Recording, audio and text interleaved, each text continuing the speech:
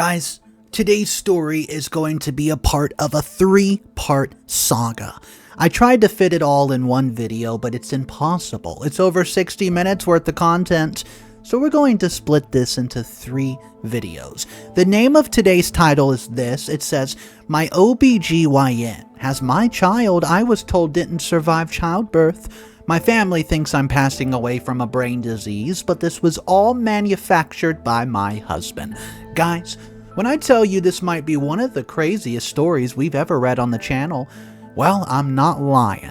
But let's jump into the first part and get this underway.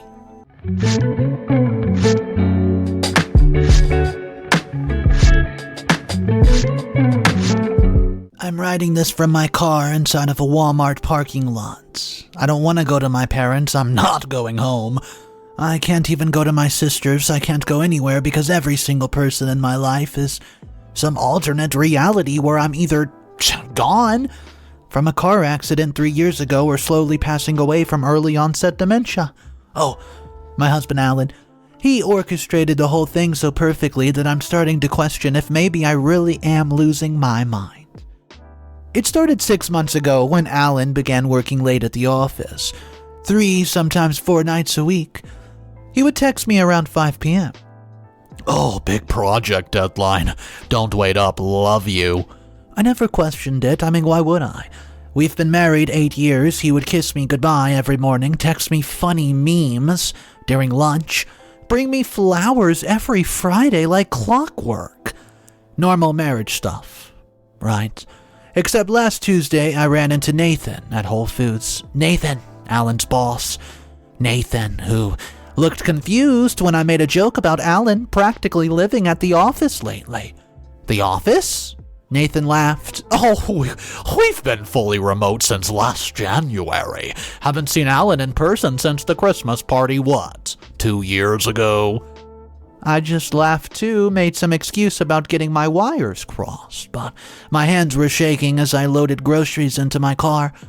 When I got home, I checked Alan's home office. His laptop was there, the one that he supposedly took to work every day. That night, when he texted about working late again, I did something I've never done in 8 years of our marriage. I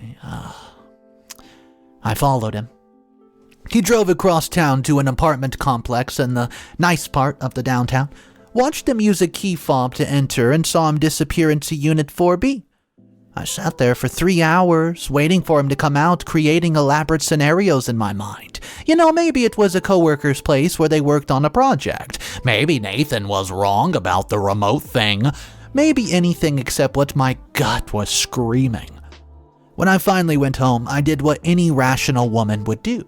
I Googled the apartment complex and found that Unit 4B was a 3-bedroom owned by who? Dr. Marissa. See, Dr. Marissa, my OBGYN, the woman who delivered my daughter 3 years ago, and it's the same daughter who passed away during delivery, who we named Emma after my grandmother, who we buried in a tiny white casket while I sobbed so hard I thought my ribs would crack. I had my annual appointment with I just call her Dr. C, since her last name started with a C. I almost canceled it, but something made me go. Maybe I needed to see her face, look for signs of guilt, I don't know. Try to read her? Her office looked different. New paint, maybe. No, it must have been the photos. Family photos everywhere. And there on her desk, facing patients, was a Christmas card photo that made my brain short wire. It was our photo, the one we've taken at the mall last month. Alan was in his red sweater I bought him in front of the fake fireplace, except my face had been photoshopped out and replaced with Dr. C. Seamlessly. Professionally, like I never existed. What is going on? But that wasn't even the worst part. In the photo between Alan and Dr. C was a little girl, 3 years old, brown curls like mine. Alan's distinctive hazel eyes, wearing the dress my mother had sent for donations because it would have been Emma's size. Beautiful family. I managed to choke out, my voice sounding like it was coming from underwater. Dr. C's eyes welled up immediately. She says, "Thank you. It's been challenging. My stepdaughter still asks about her angel mommy sometimes. She's was only 3 months old when the accident happened, but children sense things, you know. Accident, angel mommy, stepdaughter. I'm so sorry, I heard myself say. Car accidents are very tragic. She just nodded, dabbing her eyes, says Alan doesn't like to talk about it. Says Tori would not want us dwelling on the past, and she would have wanted Emma to be happy, to be loved, and that's what he always says. Tori, she said my name. She said my name like I was gone, not here anymore on this earth. Emma's beautiful name, I said, with my nails digging crescents into my palms. After Alan's grandmother, she passed just before Emma was born, never got to meet her. So many losses in such a short time, Dr. C straightened up the photo. But we're building something beautiful from the ashes. We actually just had our wedding last month, intimate ceremony, just over 200 guests. 200? Oh, that's wonderful, I said while my brain screamed, I love weddings. It was perfect. Alan's mother, Janet, coordinated everything while he was dealing with some family medical issue. My something borrowed was actually the most special part. A vintage wedding dress from the 1960s that belonged to his late wife's grandmother. Her sister, Sabrina, insisted I wear it, said Rose would have wanted it to stay in the family. Rose? My grandmother? Rose? Who is very much alive in her assisted living facility in Tampa, who FaceTimes me every Sunday to complain about the food. I don't know what's happening. Well, the examination was a blur. Rachel, the nurse, kept shooting me strange looks, probably because I was disassociating so hard I kept forgetting to breathe. As I left, I heard Emma, my Emmy, my baby who I thought was, not here, in the next room saying, Mama, can we get ice cream? In a voice that sounded exactly like mine at that age, according to videos my mother still watches. I sat in my car for an hour shaking, then I did something crazy. I created a fake Facebook account and searched for Dr. Marissa C. Her profile was public, everything was there, photos from our wedding last month. There was my father walking her down the aisle and my sister Sabrina as a bridesmaid. My brother Tony giving a toast, and a post from 3 weeks ago said, remembering my angel sister-in-law Tori today. Emma and I made her famous lasagna recipe. Thank you, Janet, for sharing it with us, keeping her memory alive through food and love. My lasagna? The one I made for Alan last Sunday. A memorial post on my death date. Except it wasn't the date Emma was born. It was from 6 months ago, right when Alan started, quote, working late. 3 years since she left us. Emma asked if Angel Mommy could see her Halloween costume, and I told her, you see everything, sweet girl. We love you, Tori. I clicked on my own Facebook profile from the fake account. It was locked out for months, and Alan said it was probably a hacker. Helped me email support, but nothing seemed to work. Well, you know what? Now I'm starting to understand why. My last post from 6 months ago said taking a break from social media for mental health, and Alan will update if needed. Then post by Alan from my account over the past few months, and I'm just going to word out some of them to you. The first one. Struggling with confusion lately. Blessed to have such a supportive husband. Good days, bad days, forgetting words sometimes, only 32 and facing this. Neurologist appointment today, grateful for family support. Some days I don't remember posting here. Alan says it's normal with my condition. Guys, the comments were absolutely horrifying. My cousins sending prayers, childhood friends offering support, my own mother commenting, we're here for you, sweetie. Dr. Brennan's treatment plan will help. Dr. Brennan? I've never seen a Dr. Brennan. I drove to my parents' house and my mother answered the door and immediately looked panicked. Oh, Tori, sweetheart, what are you doing here? Alan said you were having a good day at the facility. The facility? Mom, where does Alan tell you I am during the day? Oh, honey, are you having an episode? Let me call Alan. No! Mom, please just talk to me. Where does Alan say I go? She started crying. The Memory Care Day program. You know this, baby. Dr. Brennan said routine is important, that you do better with structured activities. Alan drops you off every Monday mornings, 7:30, and the rest of the week at 8:30. Mom, I go to work. I'm an accountant at Henderson Financial. I've worked there for 7 years. What? She shook her head, tears streaming. Honey, you haven't worked since the accident, since Emma's alive, Mom. The look of pity on her face broke something in me. I know it feels that way sometimes. Dr. Brennan said you might have trouble accepting.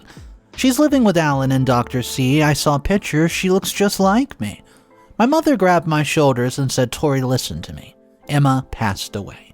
You were in a car accident. You survived, but the trauma... Dr. B explained the dementia could be related to the head injury, these false memories. What car accident, Mom? When, where, what hospital? She couldn't answer, just kept crying and trying to call Alan. I ran, got in my car and drove to my sister Sabrina's. She was in the driveway about to leave. Tori? Oh my goodness, you're alone? Where's Alan? Are you okay? You look so lucid today. You gave away Grandma Rose's wedding dress? Well, she lit up and said, wasn't it perfect on Marissa? I know it was hard, with your condition, but the ceremony was beautiful. The therapy really seemed to help you, even if you don't remember. You were so calm during the vow renewal. I wasn't there, Sabrina. Oh, of course you were. You sat in the front row with Mom. Alan held your hand the whole time, and you even smiled when Dad walked Marissa down the aisle. Dr. B said role-playing your own funeral and replacement would help with the transition process. Role-playing my own funeral? Sabrina, where was I last month? Give me the exact details. Oh, you were at the Arizona facility for intensive treatment. The 15th through the 22nd, Alan said the desert air would be good for you. I was at a work retreat. Alan sent me emails from HR about it, mandatory team building. Sabrina's face went pale. Tori, Henderson Financial sent you a sympathy card after Emma passed away. They sent flowers to the funeral. You haven't worked there in 3 years. I pulled out my phone, showed her my work email from this morning, and she stared at them like they were written in foreign language. Tori? Tony's been creating these. Alan asked him to help maintain your routine delusion. Dr. B said it was kinder than forcing reality on you. My own brother has been sending me fake work emails for 3 years. I drove to Kelly's apartment. Kelly, my work friend who never liked Alan, who was not invited to family things, who would not be in on this mass delusion. She answered the door in pajamas, confused, said, Tori, it's 10 p.m. Wait, are you okay? Kelly, where do I work? You work at Henderson Financial. I remember your cubicle, 314, right next to mine, where you steal my good pens and... Come on, Tori, what's going on? Guys, the relief nearly knocked me out. Kelly, I need you to listen and not think I'm crazy. I told her everything. Showed her the Facebook post, the wedding photos with my family, Emma's pictures. Her face went from confused to horrified to furious. That absolute sociopath. He's been gaslighting your entire family into thinking you're mentally ill while living with another woman and your child. Kelly, what do I do? Everyone thinks I'm delusional. My own mother tried to call him to come get me. The courts will never believe me over an entire family or witnesses and a doctor who's been, quote, treating me? Kelly grabbed her laptop. First, we write down everything. If you have screenshots, give them to me. If you have recordings, give them to me. I mean everything. Then we figure out what the hell happened with Emma's birth certificate, because if that baby is legally passed, but actually alive, well, that's fraud. And Dr. C, she's your OBGYN who told you your baby's gone. That's medical malpractice at the minimum. Hello? Well, we worked until 3 a.m. that morning. Kelly found Emmy's obituary online, found the memorial page Alan had created, but also found something else. A birth certificate for Emma C., born the same day, same hospital to Marissa C., and the father is unknown. He didn't just take your baby. He had the doctor steal her, made you think she passed away while registering her as Marissa's kid. The room was spinning around me. 3 years. 3 years of grief that nearly took me out. 3 years of therapy for postpartum depression and PTSD from losing Emma. 3 years of trying to conceive again and again, while being told by Dr. C that my uterus was damaged from the traumatic delivery. 3 years of my daughter calling another woman mama. I found one more thing before the sun came up. Alan's mother, Janet's phone recordings from our cell phone family plan. Hundreds and hundreds of calls to Marissa's number dating back exactly 4 years ago. Before Emma, before the death, this was planned, all of it. Kelly's asleep on the couch now. I'm sitting here typing this because I need anyone to tell me I'm not crazy. Because tomorrow, Alan will come home from his business trip if that's what it is. I checked. He and Marissa took Emma to Disney World. And he'll kiss me hello and ask about my weekend. My family will continue believing I have onset dementia, and my daughter will continue believing I'm not here. I'm gone off the face of the earth, but I have Kelly. I got screenshots, I have the truth, and I have a plan.